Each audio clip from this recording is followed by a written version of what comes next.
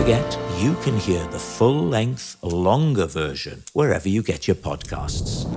Oh, hello, Rob. Hey. What are the odds of meeting you here? I didn't know. I've looked this way then, so that's the first time I've turned. Oh, it's Aisling B. Bling! I love that. I'm not sure if it's a sort of nod to one of the biggest bands in Ireland, Bewitched, but that we both worn denim. Oh, yeah. But you know who's who because I'm wearing a yellow cardigan over my denim, so we could really differentiate us Because apart. otherwise, we're always being Absolute confused. Jedwards, the pair of us. I'll Yeah. tell you why I'm wearing this shirt today. Because it looks handsome as hell. Oh, no, stop it. No, because I watched on Sky a few days ago, Brian Johnson and Mark Knopfler, they've got a new series where they talk to singers and musicians, and they had Tom Jones on. And he was wearing a more substantial, thicker denim. And I thought, well, that's good, because it's just a solid block. And that's... But there's texture to it and nuance. Yeah. So from the start, you might think that's one colour, but denim, she can surprise you. Yeah. So it's called, when you do double denim like I'm doing, it's called a Canadian tuxedo. But maybe if you and Tom Jones and, I don't know, Rhys fans all start wearing it, then it could be a Welsh tuxedo. You know who's the most celebrated person? If I were to say the name Trevor Nunn to you, what would that mean? Theatre director, darling. Yes. I don't know that he wears double denim. He does. Does he? Trevor wears... Sir Trevor Nunn wears nothing, and I was somewhere... None but denim, they call him. Indeed. Sometimes triple denim. No way. I swear to God, maybe like a denim kerchief? A waistcoat over the denim shirt. But seriously. Does he line dance sideways into the room like a crab, or...? Yes, he does that as well. Yeah. And, of course, Shakin' Stevens. Yes, well... You're too young for Shakin' Stevens? I know who he is, but I'm too young for all of your references. You are, aren't you? Yes, I really You've am. just done your GCSEs, am I right? Well, they call it the Leaving Cert in Ireland. But yes, I have just... I didn't know you were Irish. No, I don't like to mention it up front. I like to have it as a slow surprise. Yeah. Like finding out someone's, I don't know, xenophobe or something like that. Just gently over the course of a conversation. You're like, wait a minute, this person could be Irish. I'm picking up a slight lilt. Yeah. Just an ever so slight lilt. That last time I saw you, we've met, I'm going to say, only twice, maybe 3 times. I was thinking that in my bumper car journey on the way down here. I'm sorry about that. The driver has been tossing you around in the car, hasn't he? And I tossed him right back. Yeah. Rob, yeah. I assure you. So from his point of view... Great journey. Yeah. Mine, very bumpy. Very bumpy. I had a real kind of bumper car journey, and I'm like, surely I can't. Surely this is not. There isn't speed bumps all the way from the top of London to the bottom of London. Is that where you've come from? I have come from the top. Oh, of that's London. not a nice journey. We're in Fulham, and that's not a nice journey. It's not. Because it's higgledy-piggledy all the way. Higgledy-piggledy, my fat hen, and the whole way down. And I do have. I'd be one that wouldn't love the car journeys and the swips and swirls and everything and the bright flashing lights in through the windows. So I've got quite bad sensory issues, bright lights, things flickering, stuff like that. Is that an ADHD thing? Very much so. Is it? Because I wanted to ask you about that because so many creative people, it would seem, have ADHD, and I wanted to ask you how yours manifests itself, because it can be very different for different people. A broad church, yeah. I think, well, actually, the more you research it and the more research that's being done, you realise how it's not very different, but people are still such in the early stages of finding out about it. And one of the things that sort of irks me is a sort of like, oh, everyone has it now, and it's a bit of a sort of like... Sure, everyone's gay now, I suppose, sort of attitude. Everyone's gay now. It's like, oh no, it's just not illegal anymore to be able to talk about it. So that's why, for some reason in your life, it's perceived as that. I think the pandemic, for me especially, was time when a lot of people had time to sit and think and look at things. And a lot of neuroscientists and doctors could go on Instagram or TikTok, which is a platform that, of course, has its problems and weirdnesses and everything else. But the ironic part of something like Instagram or TikTok is that while it can be a distraction and attention-grabbing thing if you've got ADHD, it can also really package information in quite... And some people might criticise simplified form, so you might think, oh, I have this. But it's actually simplified so you can get a real connection with something that for your whole life has seemed so messy. And here's a reason behind it. So talking about things like dopamine, which is like your happy hormone. Say, for example, if you eat a bar of chocolate. For you in showbiz, Rob, maybe you do a line of cocaine. I don't know what you do, but I can imagine. I'm a heavy user. I can tell. Very confident man. But that same hit, whatever the hit is what an ADHD brain is lacking. Now, the scientific reason behind that is the hunter type of brain. There was a purpose to it for a long time, which would mean you'd get a hit, you'd go in, you'd hunt for something intensely. All of your ears would be open, your eyes would be open, you'd be ready for any sort of threat or danger, and then you'd come back intensively in a nap, and that would be how you'd sort of survive as a human. All of those things are still very valuable, especially if you work in comedy. Someone heckles me, I don't totally mind. I'm ready for it, everything's on. But if you're just trying to relax and wind down and there's lights flickering and noises and sounds and stuff like that on a day when you're already overwhelmed, that can be too much. So there's a lot of chat around it about it being a superpower, but a lot of the times, you know, like in X-Men, the guy who has a laser for eyes, that's great if you're trying to warm up a fire, but like if you're just trying to look a baby in the eye, it's probably not ideal. So yeah, so that's a long way around it. I just think we're at the start of so much.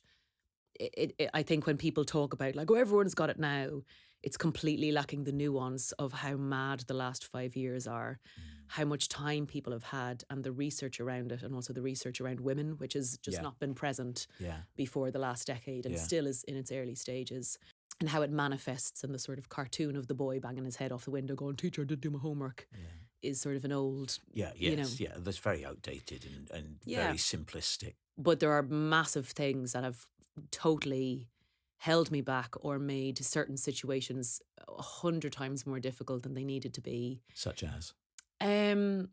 Getting work done.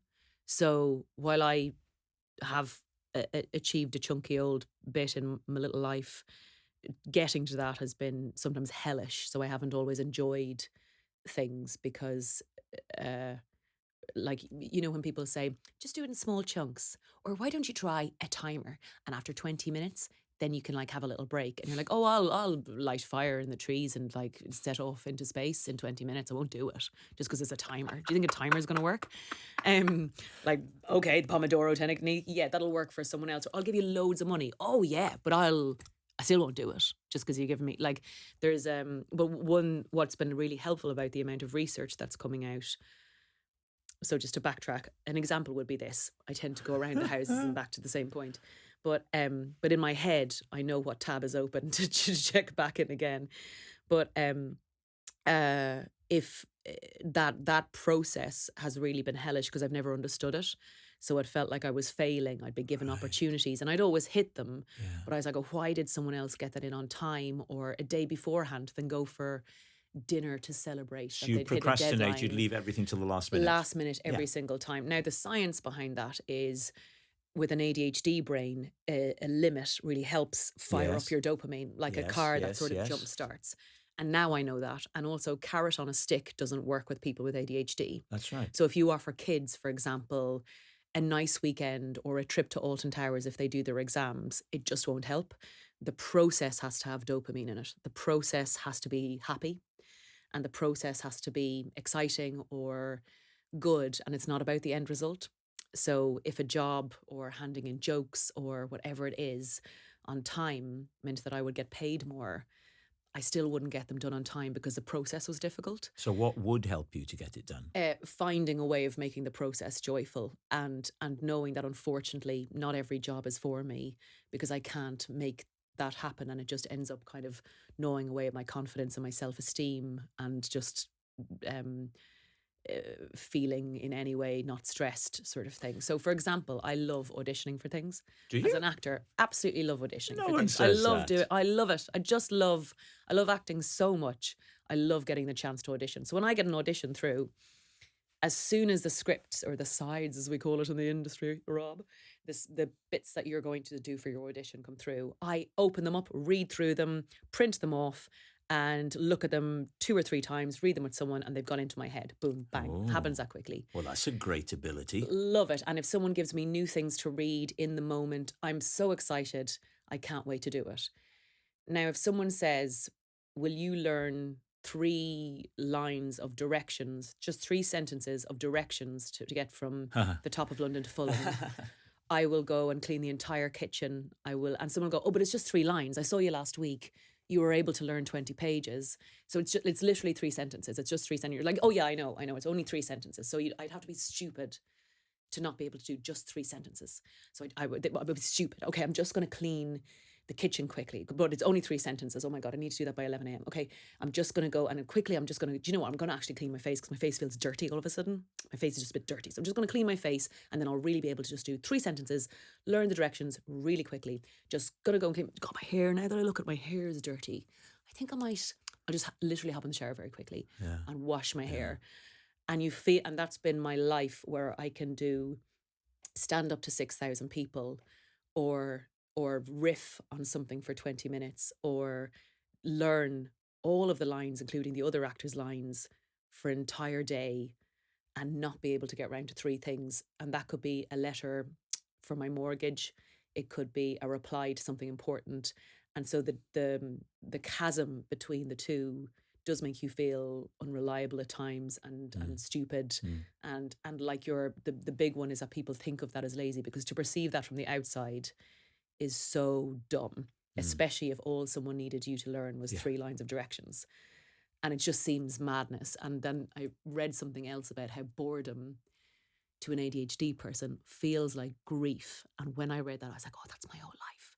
Like, if I'm bored by something, I feel grief stricken. And that sounds so over dramatic, but I genuinely am like, I just feel like I've lost all my energy just trying to get through. And it's like trudging through grief. And if I'm excited to do something, it's like cocaine. It's like you don't need to drink. When you say it's like cocaine, you gesture to me. Yes. Cocaine Rob, they call you in show business. Is that what I'm known as? Yeah. Oh, I had no idea. Up the nose, Brydon.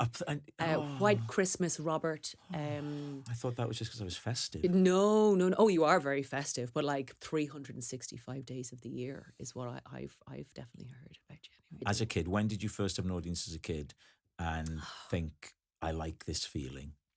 You know, without getting too deep about it, my dad died when I was a kid, and I was intensely aware that I could make it better, that I could make everyone feel better and not worry.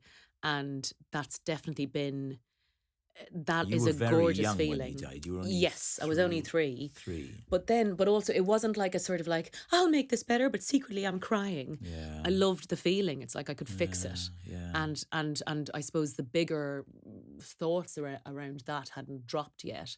But I knew I could go to my granny's house and make everyone laugh. And I knew I could like hold court in a room at school.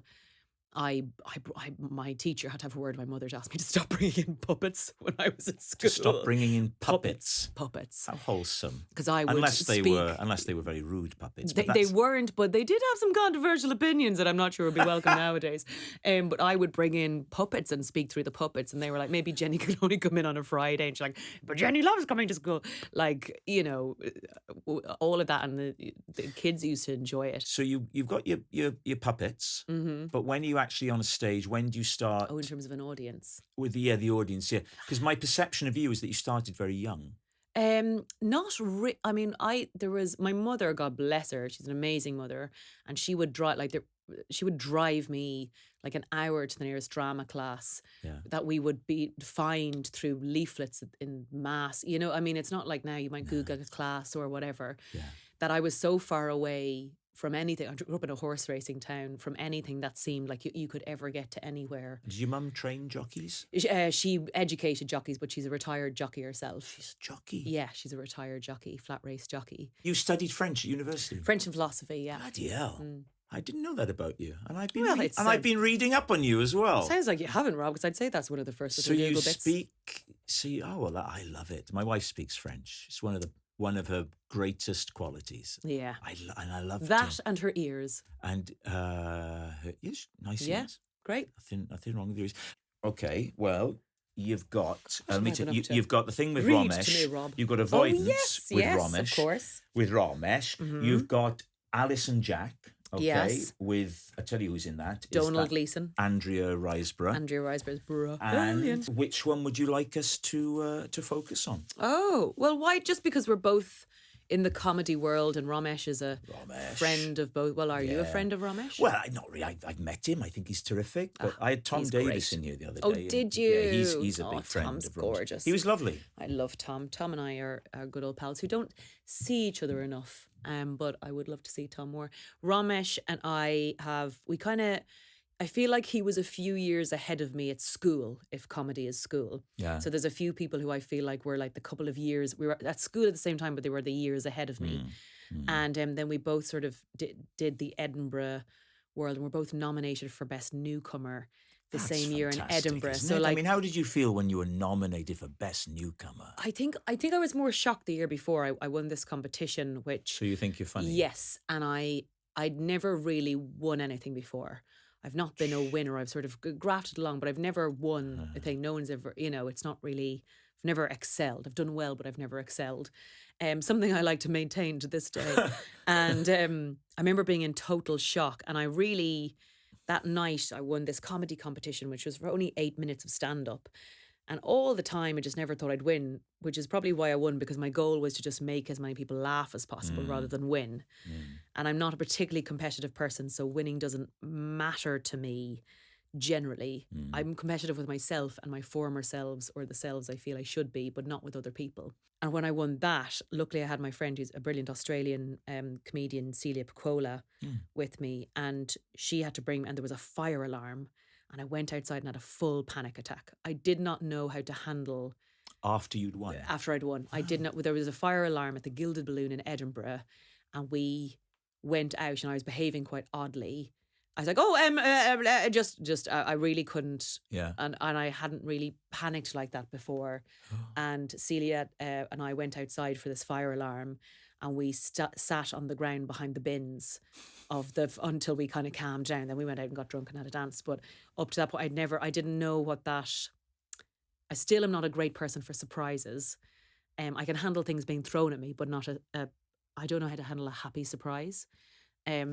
It just doesn't sit in my bones right. What would a happy surprise be? Like a party? Yes, thrown a party for maybe, you? Or like something, even good news, I don't immediately calibrate very well. Like surprise good news. Right. Like if it's a little bit close to what I might like, great. A bit of a free dinner.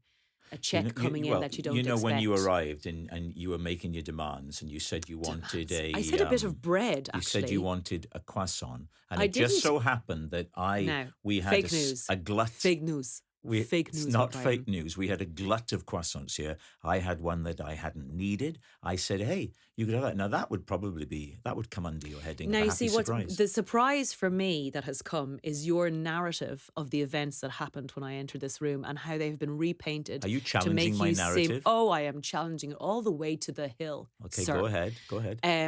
That I came in after a very bumpy car journey feeling quite nauseous. Yeah. And I And said to then the the wonderful demands team, began. is there any way I could get a slice of plain bread and some tea, some peppermint tea for my tummy? Now, that's what actually happened, Rob Brydon. And we have witnesses here. She demanded. Have we any peppermint witnesses? tea. Have She we witnesses? demanded the bread. narrative of this situation is I came in and demanded, rather than asked very politely, if I was allowed some plain bread. What you have turned that into is a demand for a buttery, expensive French pastry. There was some bread and pastry that you had not eaten. Sir, I do believe 2 croissants is too many for a man in a day. And you offered me, you said you can have a bit of that if you want. I certainly did not. You absolutely I gave did. You the Roll the tapes. I gave and then you I the was whole like, croissant. is it okay if I keep eating this, Robert? Do you want? And you're like, fine, you can have it all. But at the start, you said you can have a bit of that. I did not. And you looked at me with your greedy eyes, and I could see you hating me with every little munch and every little bite. Rob, I've never felt so uncomfortable eating a pastry in my life. Aisling B speaking earlier today in London. Well, reaction has been swift. Nicholas Witchell is at the Palace. Well, so far, no official statement. B has made no secret over the years of her feelings towards pastry, but nobody saw the timing of this outburst. Romesh, Yes, I've not had Romesh on here. I would very much like to. So that's Avoidance. Yes. That's It's gorgeous comedy. It's that's a acting. really warm comedy. You're doing more and more acting, and haven't you? You've done the whole America thing. I've seen you on the Well, I've been an talk actor for shows. 20 years. Yeah, I know, but yes, Yes. but I would say you've come to prominence Through comedy, without a doubt. and how many years would you say you've been in the public eye properly, would you say? Oh, maybe I've been a stand-up for around 12 years, but I've been an Right. actor for about 20. Yeah. And I did drama school and all the rest of it. Yeah, So I but was a jobbing actor. when had people heard of Aisling B? I'd say, do you know what was weird, to roll us back to that comedy competition, was because a woman hadn't won it in 20 years, it became a news story.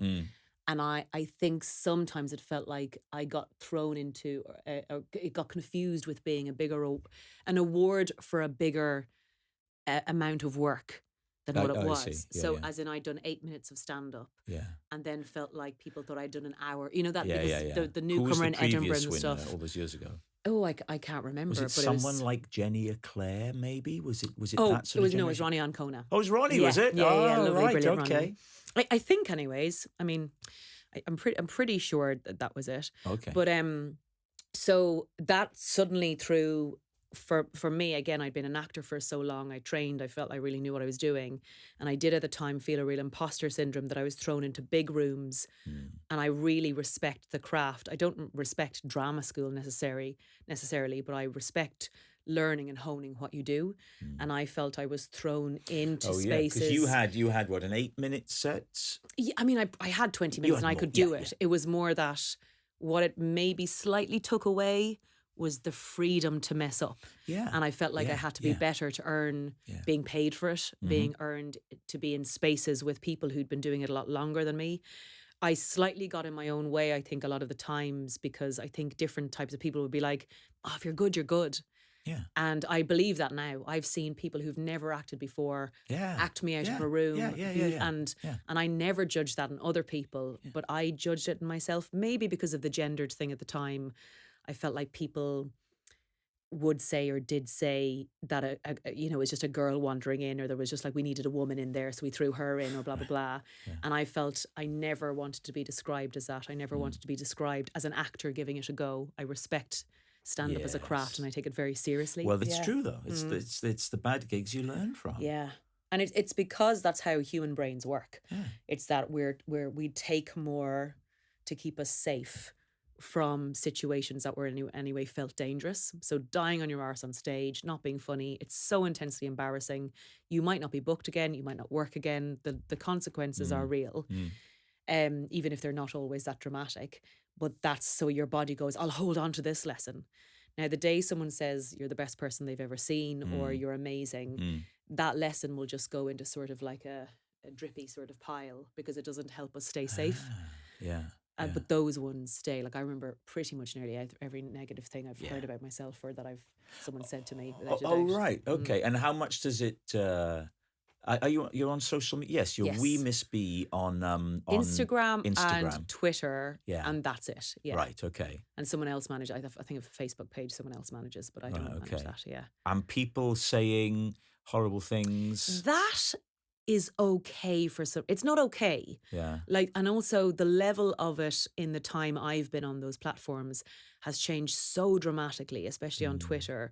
It's become so mad. Like, you might have someone talking to you about Bitcoin, and then a robot, and then someone telling you they love you, someone sending you fake nudes of yourself, and then someone saying, hey, enjoyed the show. And you're like, wow, what a broad church this has become.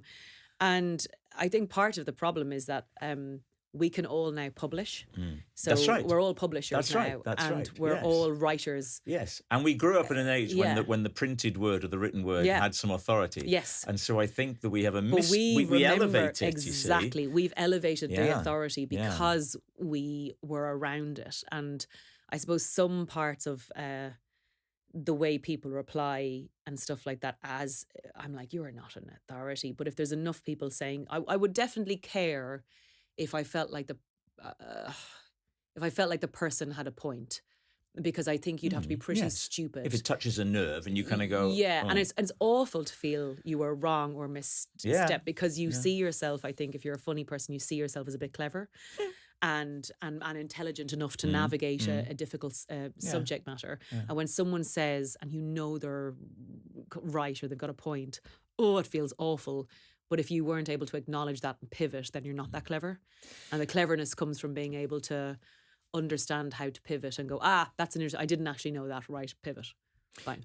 Random observation. Thank you. You've used the expression broad church 4 or 5 times in our exchange. Do you know, I haven't used it that long.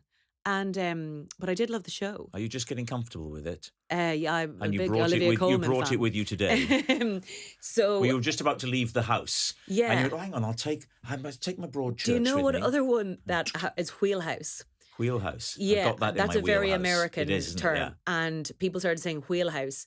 And I don't know what a wheelhouse... Normally when I use a metaphor... Isn't it, I've got it in my armoury? Yes, but I don't know what an actual wheelhouse is. I don't know what a wheelhouse is. So yeah, so to say something's in your wheelhouse, it means, you've got in your backpack of tricks. And then... Alison Jack. Now, Alison Jack. Andrea Riseborough. Yes, amazing actress. And Domhnall... Domhnall? Yeah, Domhnall Gleeson. It's okay. Do we leave that in, or do I make myself look clever? You have to own. No, don't, because I will do a but redress. you can either own your mistake or you can own your edit. Who are you going to be today, Rob? A good person or a bad person? I think a little bit of both. Domhnall Gleeson. Yes. Very well said. He's a fine actor. Oh, he's brilliant. There's some genes there, aren't there? I mean, him and his dad. Levi Jeans Factory there. So you're in Alison Jack, and it's comedy. It's drama. Drama. It's drama. Yeah, it's straight drama. You go away to film that? No, we filmed in London about 2 years ago, and oh God, I love the job so much. It's funny. I've done jobs which from the outside are sad but they're actually like The Fall is another one where I had a ball. I love being in Belfast. I love working in Belfast. Jamie Dornan's really funny as well. He's a horrible man, isn't he? Oh, he's unpleasant. Oh, so unpleasant. He's an unpleasant man. Ugly. Oh, he's not easy on the eye. No, he is not easy on the eye. I had to get a vomit bucket to do most of the scenes. No, Jamie's really dry and really funny, and I loved doing that job. And that's the one thing I love about drama is that you can pivot, kind of undo your feelings because that's what that character is going through, and then have a funny time. And you almost need the funny time more than on a comedy. Whereas sometimes on a comedy, you're ploughing everything into the moment, and then afterwards you feel a bit spent. That's interesting. So you're like, I think I'll just go away and have a lie down. Yes, that's very interesting. And interesting as it is, we are nonetheless going to have to draw this to a close because you're very busy. Thank God. There's no need for that. Yeah, thank God. I thought we bridged our differences. All of the gods. Well, I am very busy. I have to get down to the bakery, get a replacement croissant. Croissant for mon nouveau ami, Robert Brydon, qui veut un croissant nouveau parce que quand j'ai arrivé, j'ai mangé son croissant et il est voilà, quel bitch alors. And I'm like, oh my God, get over it. But here we are. Here we are, Rob. Vous êtes très gentil. Merci, Aisling. De rien, Robert. Merci pour visiter le Fulham, le cast de pod. Ouais. Avec moi. Toi, ouais. Et mon listener, Wide and Far. Oh, oui. Alice Jacques. Oui. Sur Channel 4. Oui. Avoidance. Oh, alors, d'Avoidance. Ranganathan Romesh. Oui. Le bonhomme. Beaucoup de BBC. Beaucoup de laughter. De rire. Ouais. Thanks for watching and listening. Goodbye. Goodbye.